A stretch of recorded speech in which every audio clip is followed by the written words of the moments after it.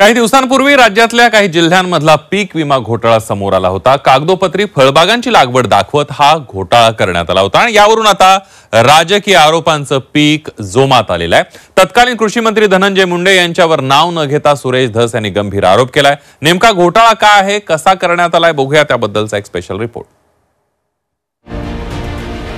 अलीकडेच राज्यात काही भागात शेतकऱ्यांनी बोगस पीक विमा उतरवल्याचं उघड झालंय।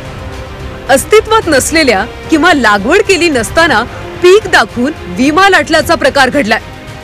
2023 मध्ये शिंदे सरकारनं 1 रुपयात पीक विमा योजना आणली, मात्र या योजनेत मोठा घोटाळा झाल्याचा आरोप सुरेश धस यांनी केलाय।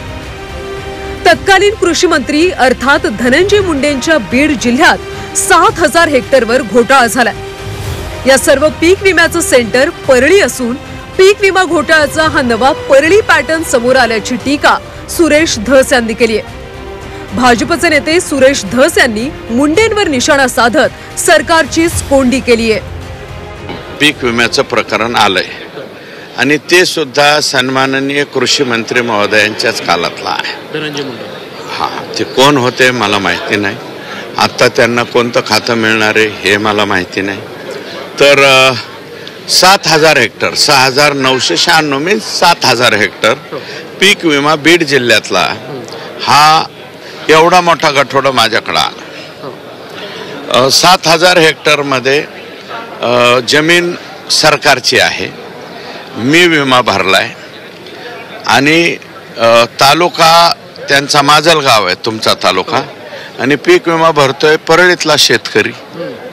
हे कुठून डोकं चालवलं, कोणी डोकं चालवलं?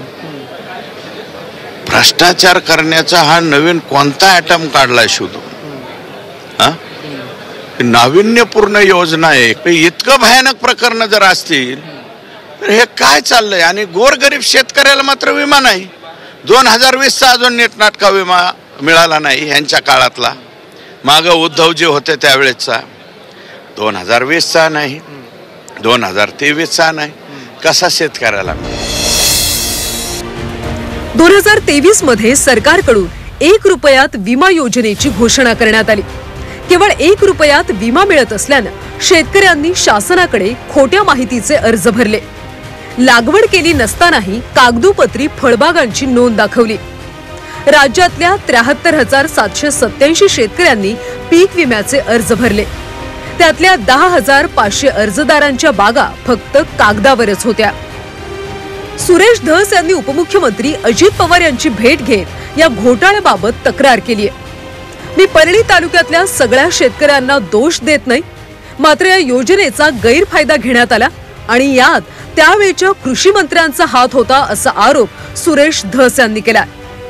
धस यांनी यावेळी स्पष्टपणे धनंजय मुंडे यांचं नाव घेणं टाळलं, मात्र तत्कालीन कृषी मंत्री म्हणत अप्रत्यक्षपणे मुंडेंवरच निशाणा साधलाय। अमर काणे, झी 24 तास, नागपूर।